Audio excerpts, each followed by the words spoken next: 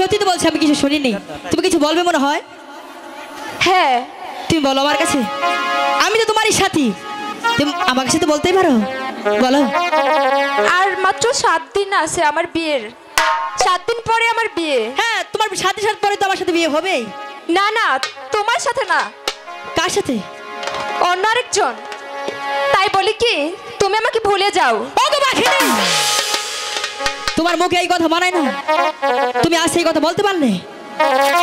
তোমার জন্য কি না করেছি সারাটা জীবন। এই জীবনটা শুধু তোমার পাশেই কাটিয়েছি, আজ তুমি বলছো ওগো জীবন তুমি আগে ভুলে যাও, আমি তোমাকে ভালোবাসতে পারবো না। তাই কি সম্ভব? বলো। কি করব বলো, আমার তো বিয়ে ঠিক হয়ে গেছে। তুমি নিষ্ঠুর অবাসনা হইয়া,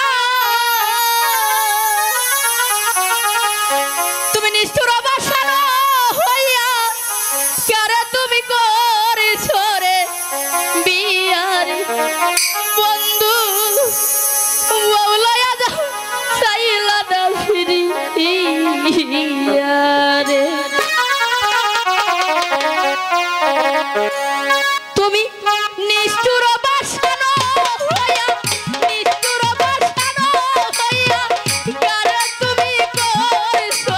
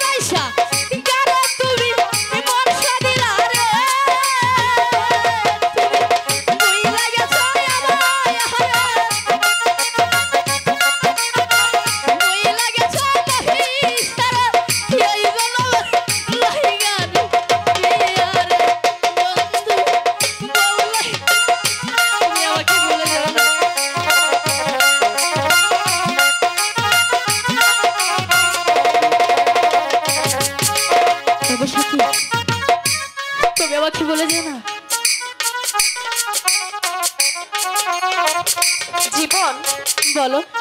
সেটাই তোমার জন্য ভালো। যত তাড়াতাড়ি আমাকে ভুলতে পারবা, এটাই মনে হয় তোমার জন্য ভালো। আর একটা কথা, অবশ্যই বিয়ের দাওয়াতে আসবে। ভালো থেকো জীবন। তুমি কি করে ভাবলে আমি তোমার বিয়ের দাওয়াতে যাব? আমার সাথে তুমি কষ্ট দিয়ে তুমি আমাকে ভুলে গেলে, আমি কল্পনা করতে পারি নাই। ওগো মেহেরবানি খোদা, তুই কেন পাঠিয়েছিলে এই ভালোবাসা? বলে দাও খোদা, এই দুনিয়াতে কেন তুমি ভালোবাসা লেগেছিলে? ভালোবাসা শুধু আমি কষ্ট বেদনাই পেলাম। আমার সেই কবি সাপ লেগেছিল, কি লেগেছিল জানেন? ওরে বালক, বালক, পারলে গাঞ্জা খা, মদ খা, জ্বলন্ত একটা সিগারেট খা, শালা মেয়ে মানুষের সাথে প্রেম করিস না।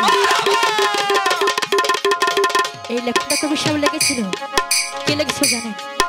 গাঞ্জা মদ খেয়ে, একটা জ্বলন্ত সিগারেট খেয়ে কলজাটা পুরে ঝাড়ঝাড় হয়ে যায়।